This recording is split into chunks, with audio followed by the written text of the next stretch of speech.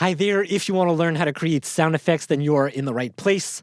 In this video, I want to share with you some of the top lessons, some of the top takeaways that I've had over the past 8 years working as a sound designer and having created over 16,200 published sound effects in my sound libraries. All right, let's get right into it. Number one is ear training. So ear training is huge. I mean, it's such a big part of our job, obviously, as sound designers and audio engineers, that I don't know why people don't talk about it as much. I feel like it should get more attention. But I try to do some ear training every day, whether that is going on Sound Gym for a little bit every day for 5 to 10 minutes and training my ears to hear compression, to hear reverb, to hear EQ, whatever it is, just to train my ears to be able to know and hear and listen and to know what is happening to sound and audio. It's just so crucial and it's just so helpful and it's so transferable to working in sound design, creating sound effects, and especially if you're working in game audio and you are starting to do like redesigns or implementing sounds into game engines and starting to mix sounds together and stuff like that is just super, super valuable. Now, another way that you can do this and that I do this is through redesigns and recreations. Now, doing a sound redesign doesn't technically help necessarily your ear training, but what does is referencing the original game audio. So every time I do a redesign, I always have the original game audio there for me to listen back and forth between the original and then my redesign so that I can have some sort of reference to live up to, right? So that I can know what the original intent was, what they are doing, and how maybe mine is not quite at their level, or what the difference between the two are, right? So I think doing that is really helpful to understand like what it is that you're doing compared to what it is that the original game and audio is doing, so that you can try to level up your sound and match it together. All right, number two is that obsession and hyperfocus is the fast track. It's the fast way to learn.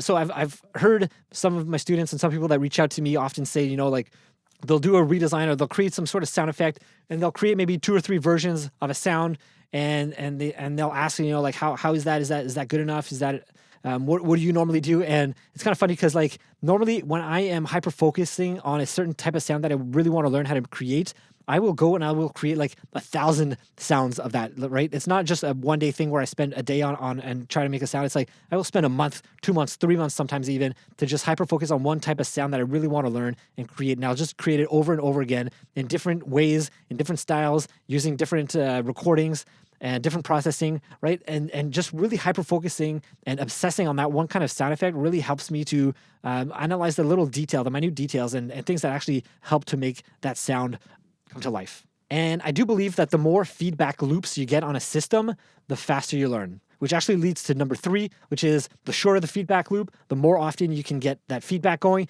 the faster you will learn. So what do I mean by that? Well, let me give you a few examples of how I've used this to my advantage. So one way that I've done it is if I'm going to record my own sounds or my own sound effects here in my studio, what I'll do is I'll set up my recorder, I'll record some sounds. Normally though, I'll keep it really short. So I'll keep it to recording one item and maybe I'll do like 5 to 10 takes of that one item.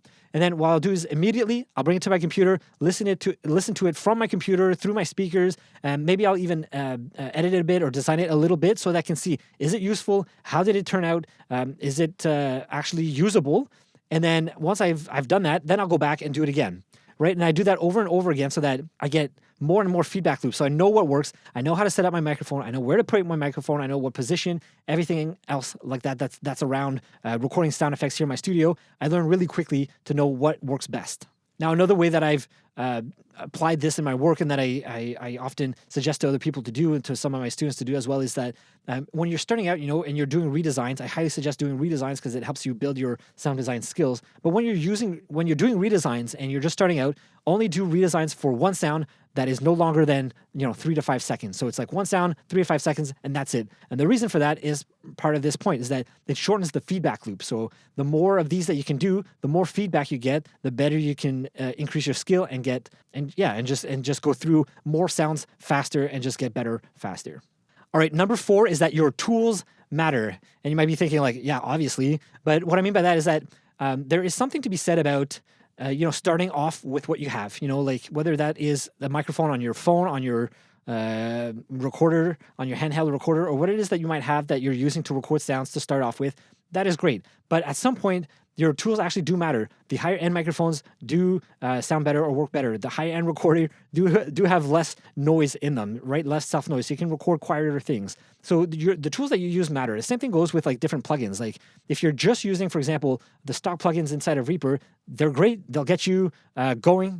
They can even get you going pretty far, but they won't be everything, right? It won't be able to do the same thing that something, for example, like Faceplant can do with all of the snap-ins and everything else that are part of that bundle, right? So the plugins matter, your recording stuff matters, and your tools matter. So what I always suggest people do is start off with where you're at right now, use what you have, and then upgrade as you see fit, upgrade as your needs, as you need, right? So as you get work, as you hit a wall or hit a limitation that you keep on hitting that you just can't pass, then it might be a good time to start looking at upgrading certain software, certain tools that you might have to help you get past that wall, to help you increase your skill and get better. All right, number 5 is that setting time aside for asset creation and just creative exploration is really valuable. Now, this is kind of a reminder for myself because I haven't done this personally for a while, but what I used to do a lot more and what I want to pick up again is I used to just generate sounds and experiment with different effects chains and synth patches and stuff like that, and just and not be kind of boxed into a certain way of thinking or of doing things, but just experimenting, see what kind of sounds I can create, even if they're weird or even if they're weird or they don't make sense by themselves. At least that I can create these kind of assets, these sounds that I can always reference, what I call my sound design sampling files. I can sample them, right? I can pull them into a sampler and then just pick out little bits and pieces of it and sample them for designs that I do in the future, right? So, but it's just a great way to keep your creative chops up and going. And yeah, I personally haven't done this in a while, but it's really valuable and something I do want to pick up and keep doing because I have done that before and I've noticed that I haven't done that recently. And I kind of need to get back into that. All right, number 6 is kind of a subjective one here, but is that do not underestimate the power of studio monitors. So having studio monitors or like speakers in your home, in your studio where you're working is, I personally find, very much more valuable than just working on headphones. Like, don't get me wrong, I have headphones. I actually have 2 pairs of headphones, one that I use to monitor my recordings when I'm recording, and another pair that I use when I'm designing sounds as a reference, just to go back and forth to make sure that everything is working properly.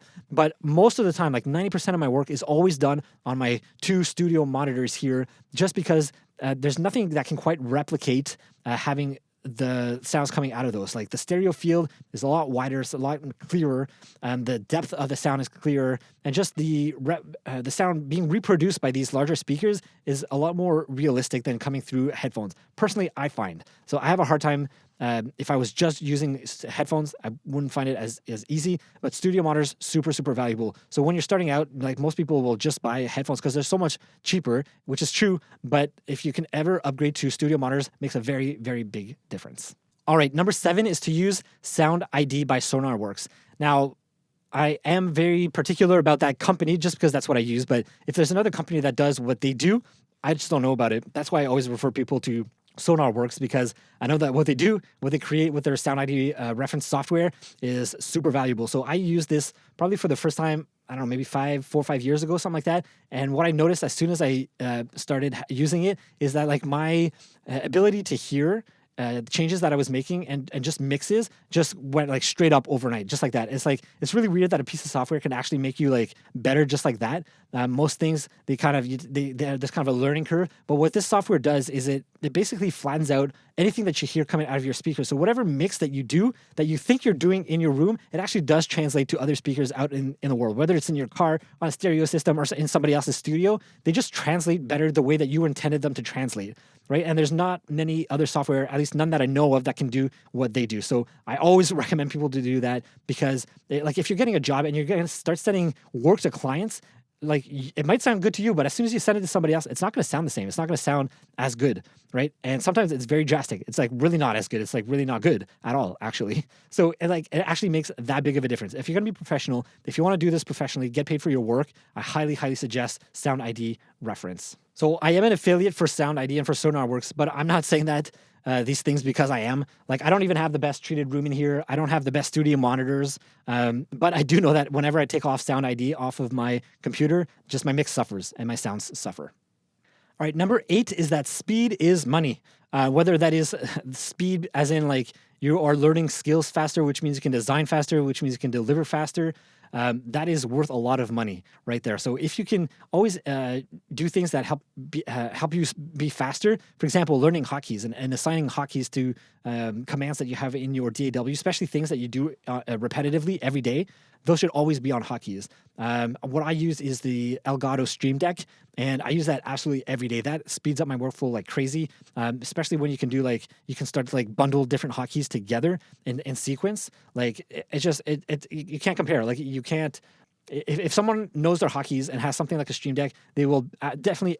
Every time they will outcompete somebody that does not. So anything that can help you be faster in your work, definitely valuable.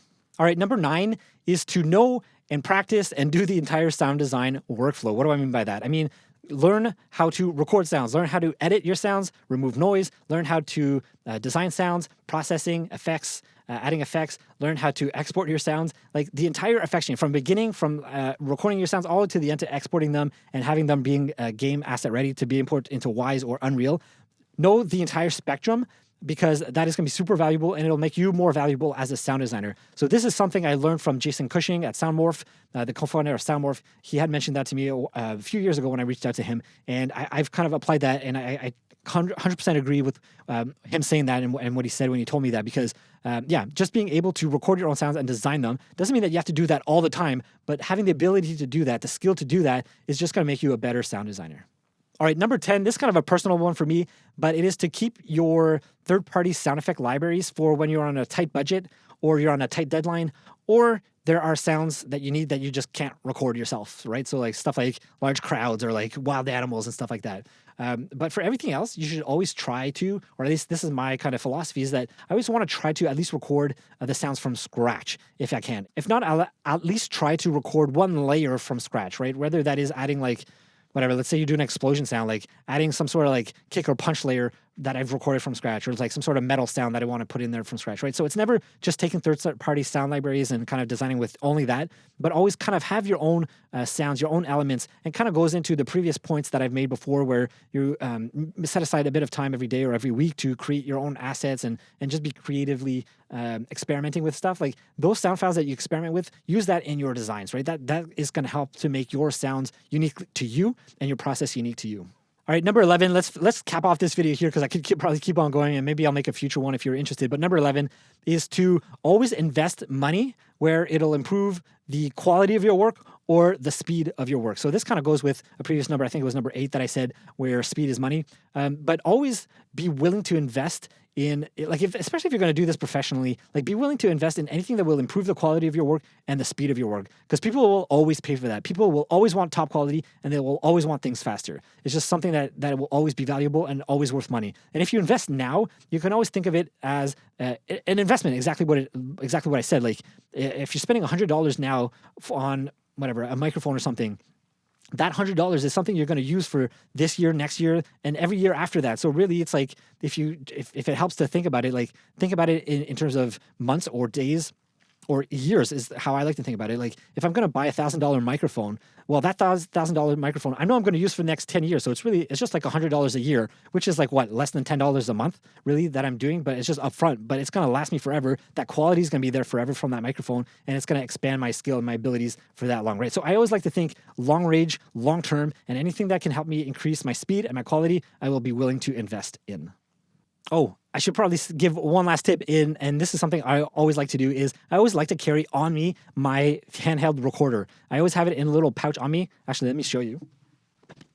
It's right here. So this is my Sony D100. Anytime I go out, I always have this on me like this. I always carry it on me when I go out, so that at any time, if there's any sound that just comes up, or opportunity where I can record a crowd or some ambulances going by or firefighters going by or whatever it is that is hard to record, to plan to record, I always have it with me. I can just record it. These are really high quality sounds that I can use in my productions and my design. So another little tip here, something I really love to do and that I've learned over the years to do, always carry a handheld recorder on you if you can.